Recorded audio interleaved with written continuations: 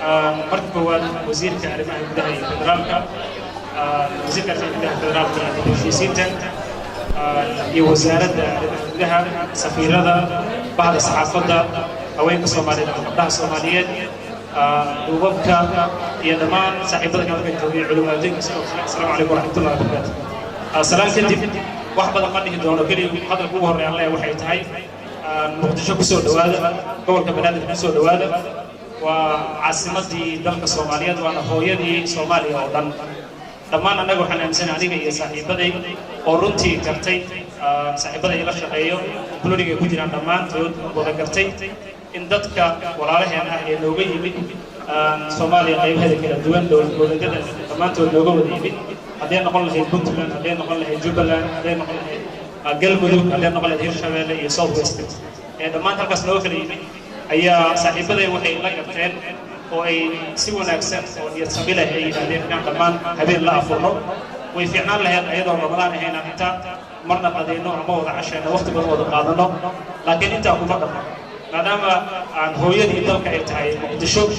innagana waan idin imaan doonaa idinkana waan noo imaan doontaa insha Allah taala anagu waxaan aaminsanahay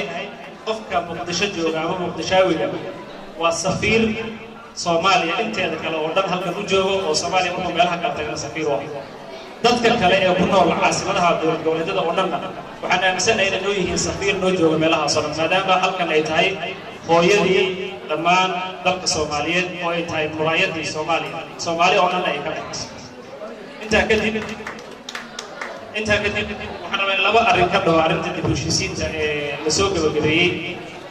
waa tilaabo wanaagsan runtii oo maanta qayb ka mid ah ka hadlo ah horumarka la sheegay dib u heshiisiinta ayaa kaalintiisa weyn waxay ka timaadaa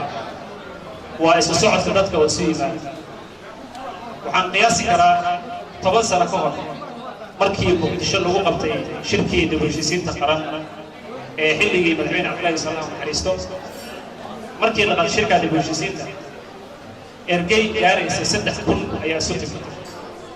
oo ka kala timid Soomaaliya qaybaheeda kala duwan oo dhan waxyaabaha aan ka xasuusto waxaa ka mid ah shirka waa ka qayb galay waxaan ka xasuustaa dadka maalinta yimid waa dad ugu dambeysay Muqdisho sidii dagaalku u dhacay ama dowladdaanta u dhacay maantana horumarka la gaaro waxay tahay dadka Muqdisho imaaday intooda badan waxay u badan yihiin dad dhowr mar imaaday oo soo laabtay Muqdisho waxay leedahay soo dhawaada Muqdisho waxay leedahay ku soo dhawaada mar kale wayna sugaysaa Muqdisho mar labaad iyo mar saddexaad ugu dambeyntii waxaan uga mahadcelinayaa wasiirka arrimaha gudaha iyo federaalka oo runtii casimaadda aan tabina laga aqbalay ergadana gaarsiiyey waxaana sidoo kale uga mahadnaqayaa kaalinta wanaagsan ee laga qaatay dib u heshiisiinta taas oo ahayd waxaan ka dareemay dib u heshiisiinta 5 maalin socotay wax la yiraahdo isku furnaan oo dadka inay soo laabxarnaadaan